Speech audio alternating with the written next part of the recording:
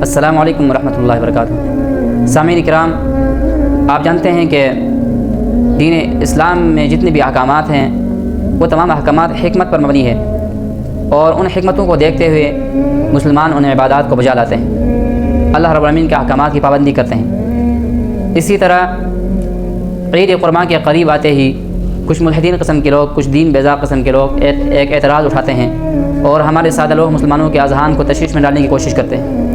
وہ سوال یہ اٹھاتے ہیں کہ ہر سال لاکھوں کے جو جانور قربان کیے جاتے ہیں، اس رقم سے کسی غریب کی مدد کی جائے تو یہ اچھا نہ ہوتا؟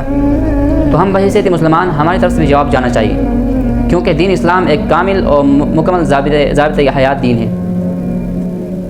ہم یہ پوچھنا چاہتے ہیں ان دین بیزار لوگوں سے کہ آپ کو غریب کی بھوک کا خیال قربانی کے ایام میں ہی کیوں آتا ہے؟ باقی دنوں میں جب آپ کسی ہوٹل کے سامنے دیکھیے، کسی بیوٹی سیلون کے سامنے دیکھیے، کسی ایئر کنڈیشن شاپنگ مال کے سامنے دیکھیے کہ وہ لوگ بھوک سے کس قدر نڈھال ہوتے ہیں، وہاں کسی کو کسی غریب کی بھوک کا خیال نہیں آتا۔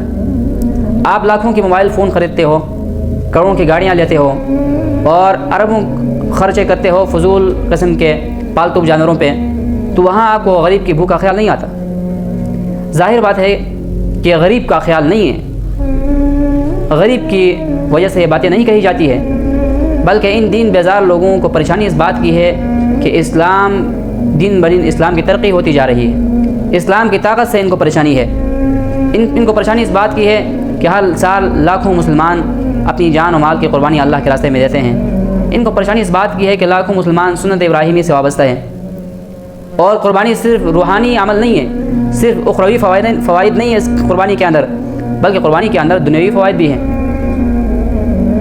روحانی فوائد کے ساتھ ساتھ دنیوی فوائد بھی ہیں کہ قربانی کی وجہ سے ملک کی ٹیکسٹائل انڈسٹری کو فروغ ملتا ہے، لاکھوں لوگوں کو روزگار ملتا ہے، اور ہر اس مسلمان اور ہر اس شخص کے دسترخوان پر گوشت پہنچتا ہے کہ وہ شخص جو پورا سال صرف گوشت کا سوچتا ہے۔ اسی طرح قربانی کے کھالوں سے لیدر انڈسٹری چلتی ہے، لاکھوں شعبوں کو روزگار ملتا ہے۔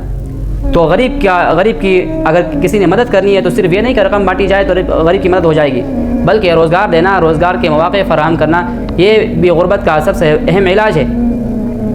تو مسلمانوں، جب اس قسم کے اعتراضات کوئی کرتا ہے آپ کے سامنے، آپ سنتے ہیں، تو آپ کی طرف سے جواب جانا چاہیے کہ یہ اللہ تبارک و تعالیٰ کی طرف سے ایک خاص عبادت ہے، اور یہ سنت ابراہیمی ہے، یہ تقویٰ ہے، یہ رزق ہے، یہ غربت کا اصل علاج ہے، اور یہ اللہ رب العالمین کی رضا ہے۔